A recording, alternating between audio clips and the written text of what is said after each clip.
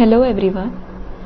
In the last video, we have proved some of the properties of eigenvalues and eigenfunctions of a symmetric kernel.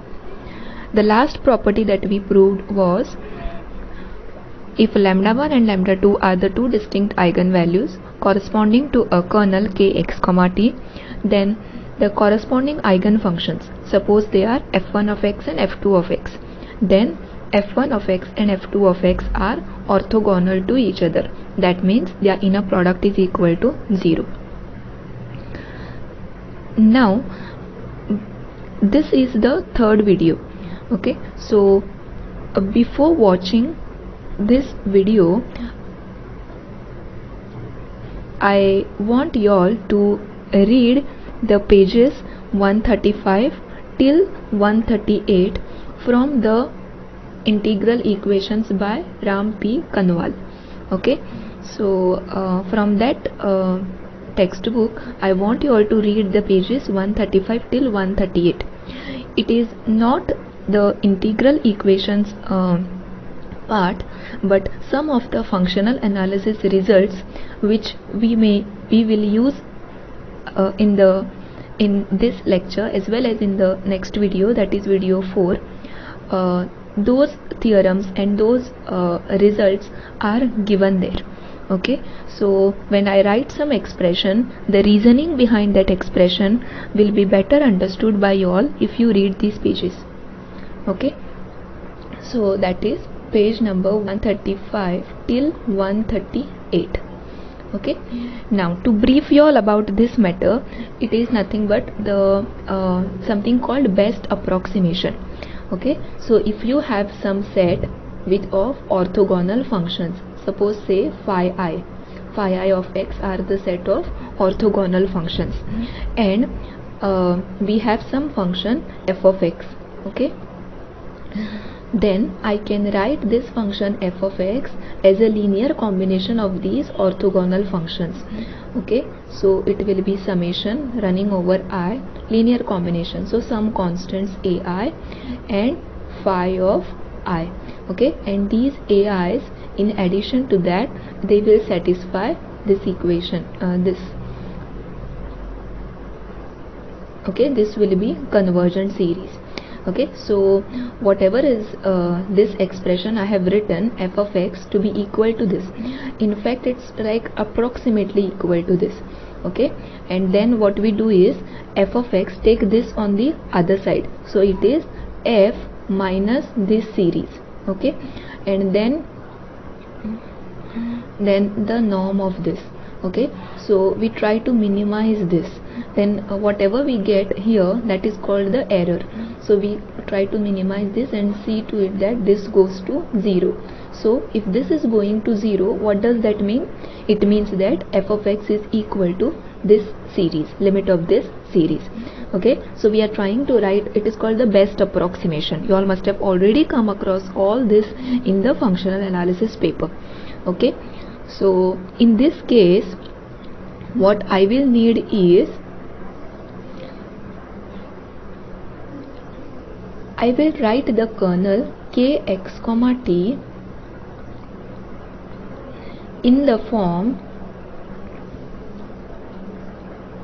summation some ai into some functions, that means the set of orthogonal functions, so set of orthonormal functions, and those functions will be nothing but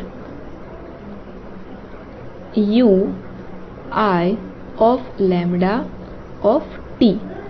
Okay, now if suppose lambda, let lambda be the eigenvalue of the kernel kx, t, then corresponding to this lambda we will have some eigenfunctions.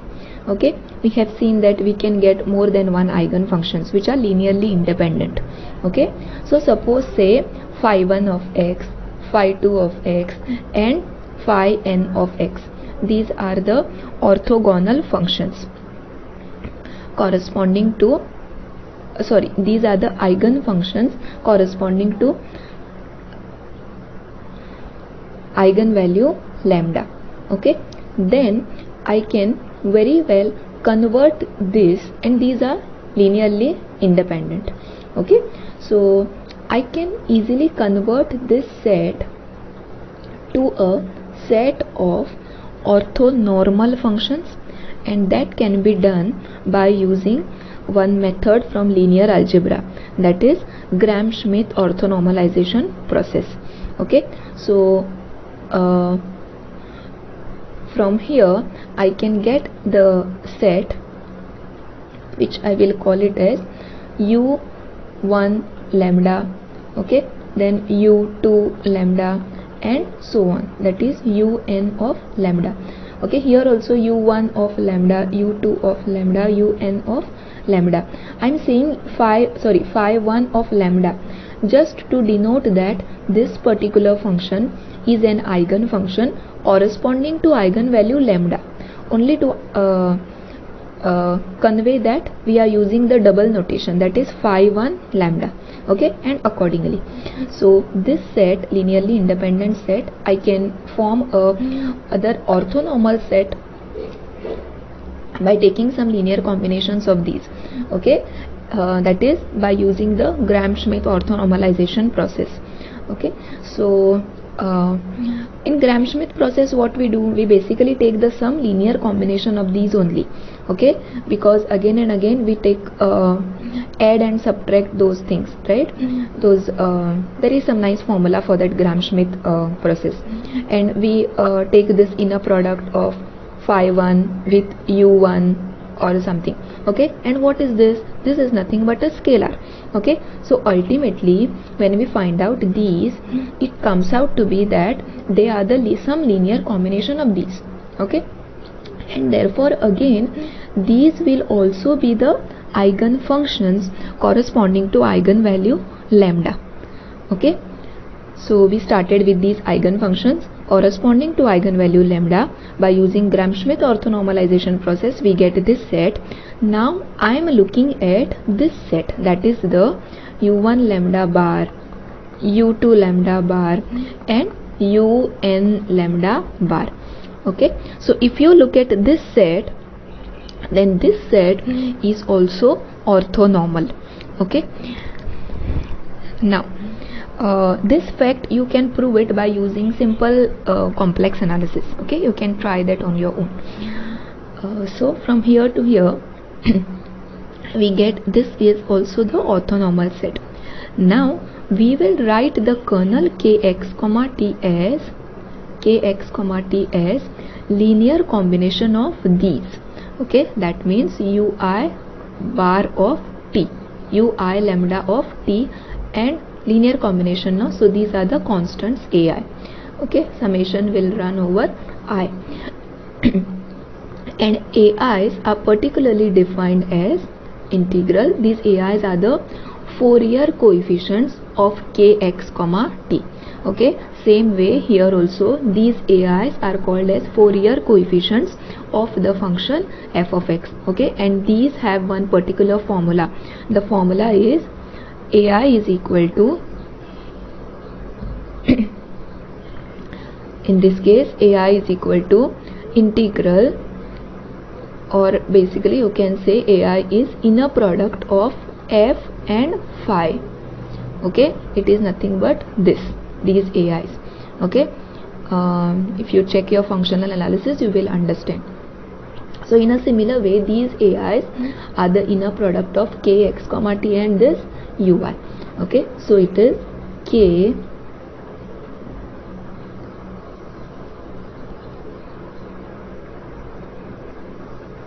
x comma t ui lambda of t dt, integral from a to b. Okay, so what will be this? This will be something, a function of x. This ai will be function of x. Okay, if you see here, because integration is done with respect to t, and then these are the limits. Okay, so these are the constants ai. So those are the constants ai, and this is ui lambda of t. So kx comma t will be approximated by using this expression.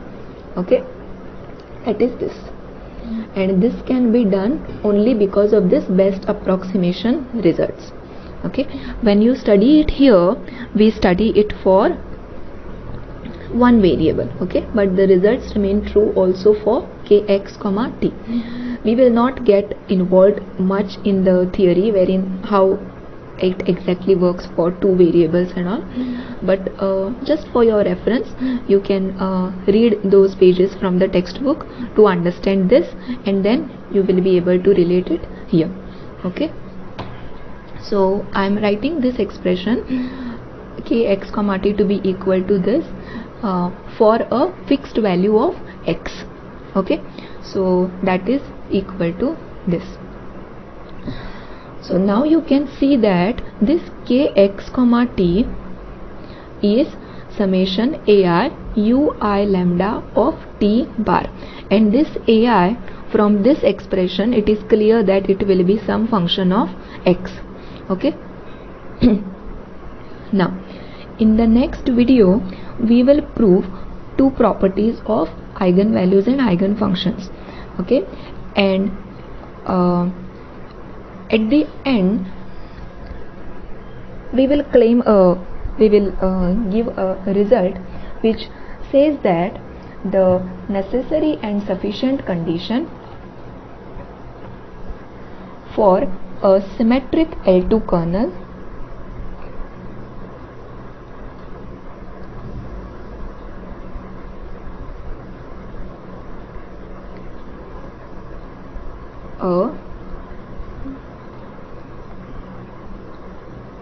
necessary and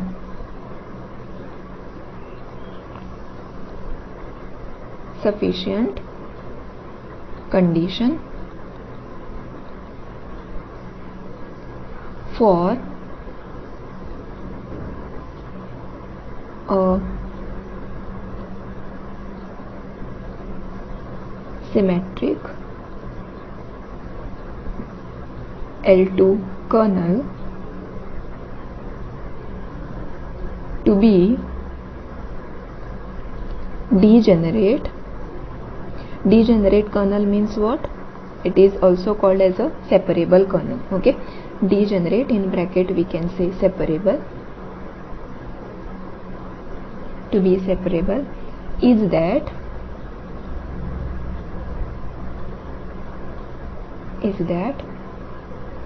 it should have a finite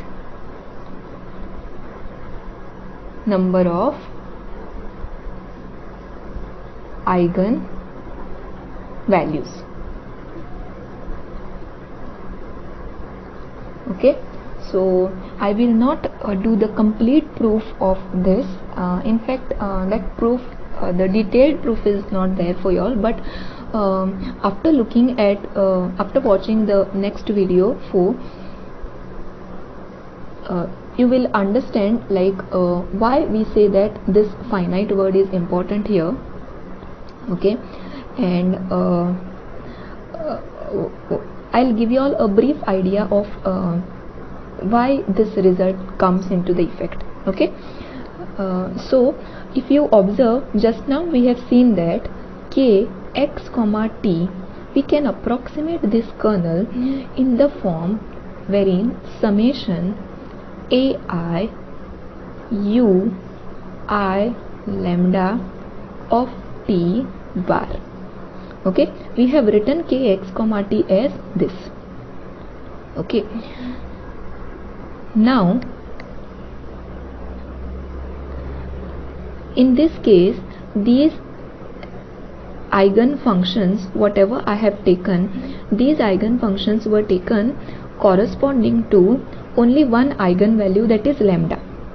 Okay, because I wanted some orthonormal set, I took that orthonormal set. Now suppose if I do it in other way, that is corresponding to each lambda value. Suppose there are different lambdas, eigenvalues, lambda 1, lambda 2 and so on. Corresponding to each lambda value, each eigenvalue, I consider one eigenfunction. Okay, then and a set of those eigenfunctions. Then clearly from the results that we have proved earlier, this set will be a orthogonal set. Okay, so once that set is orthogonal, why it will be orthogonal? Because they will be the eigenfunctions corresponding to, suppose here we have phi 1, then corresponding to this we have phi 2, and so on, because corresponding to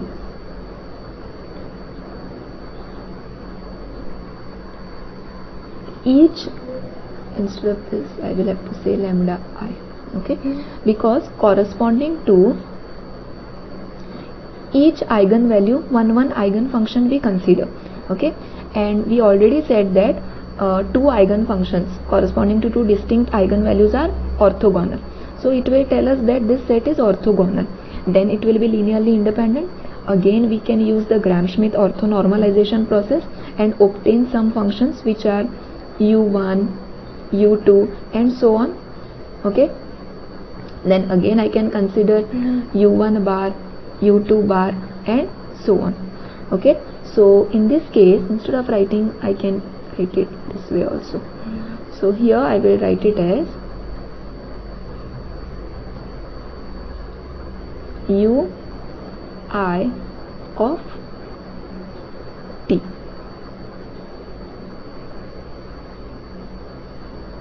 Okay, so u lambda I of t bar. Okay, so now we have this as the orthonormal set, and I am approximating the kernel kx comma t by using this set. Okay, like how in the best approximation we have one orthonormal set and we approximate the function in terms of that as a linear combination of that particular orthonormal set. Okay, so here I am approximating it with respect to this particular orthonormal set. So it will be expression something of this form, but again the definition of AI will remain the same. And what it is? The definition of AI will be inner product of this along with ui. So it will be k x comma t into u lambda I of t dt. Okay, integral from a to b. So you can see that this is nothing but the function of x here. Okay, so and this summation is running over I. Now what does this property says? It says that a necessary and sufficient condition for a symmetric L2 kernel to be degenerate is that it should have a finite number of eigen values. Okay, now already we have seen that kx comma t can be written something in this form. Okay, now if I have to check, it is symmetric kernel. Now if I have to check whether it is a separable kernel, what I will have to check? I should check that this is a finite sum. Okay, now when will this sum become finite? Only if these I which is running, it taking finite values. That means whatever these eigenfunctions are there, okay, which we have taken corresponding to each eigenvalue. So if these eigenvalues they are finite, then we will get this set as finite set, and hence we will get this summation as finite summation. Okay, and then addition to that, what we have to check is when we are writing those finite summation, one is a function of x alone, other one is a function of t alone. Okay, then again that one is a function of x alone, other is a function of t alone. So it will of something of this plus something and so on, only finitely many. And in each of this, what should happen? One should be a function of x alone, other one should be a function of t alone. Okay, that will be achieved easily. Okay, so if one way is done, right? So if kx comma t is symmetric, then it will be with the finite number of eigenvalues, then easily you can see. And now you see here that we have already seen that if a kernel is symmetric, and if L2 kernel is symmetric and it has a finite number of eigenvalues, okay, then we can write it as a degenerate kernel. Okay, now here I also want you all to notice one more thing about this AI. Okay, so that is, see, when we write this kernel k x comma t as summation ai u lambda I of t conjugate, what is this AI? AI is nothing but integral from k a to b kxt, integral from a to b kxt u lambda I of t dt. Okay, but u lambda I of t, this is the eigenfunction corresponding to eigenvalue lambda I. Therefore, it will be satisfying this equation, that is u lambda I of x is equal to lambda I integral from a to b k x comma t u lambda I of t dt. Okay, because lambda I is the eigenvalue and u lambda I is the eigenfunction. So this equation is true. Now from this equation you can see that this quantity, only this much, is equal to what? If I take this lambda I on the other side, it is nothing but lambda I inverse into u lambda I of x. Therefore this AI is equal to lambda I inverse u lambda I of x. Okay, and hence you can see that this AI is a function of x, and therefore this AI here, when we substitute this quantity, that is lambda I inverse u lambda I of x, we get that it is a function of x alone and this is a function of t alone. Okay, and since the eigenvalues are finite, so lambda 1 lambda 2 till lambda n, so this summation which is running over I will be also finite, and hence the kernel is a degenerate kernel. Now next, what we will have to check? We will have to check that if the kernel is symmetric L2 and a degenerate one, then it has a finite number of eigenvalues. Okay, but if you remember, when we studied the theory of degenerate kernel and the solution of integral equation having the degenerate kernel, what we used to do? We used to write this kernel kx comma t as a sum of finite terms. Because it is degenerate, this is possible. Okay, once this is possible, how many terms are there? Suppose there are n terms here. Okay, then we will get n eigenvalues, because we will get the character d of lambda will be of degree n. Okay, and it is a polynomial, so when you solve that, we will get n different roots and n roots. Okay, all n may not be different, there might be some repeated eigenvalues. Okay, but we will get finitely many. Okay, so if the kernel is symmetric degenerate, then we have already seen that it will have the finite number of eigenvalues. Okay, and if the symmetric kernel has the finite number of eigenvalues, then we I showed you all here how it becomes the degenerate kernel. Okay, now one thing I want to tell you all here is, in the integral equation video 4, okay, that is the next video, I have used such a expression 2-3 times. Okay, and there instead of this t, it is written as x. Okay, so you see to it that it is not x but it should be t. Okay, in the PDF that I have shared, it is written correctly, but in the video, when you watch the video, you may see this as x, but it is not x, it should be t. Okay.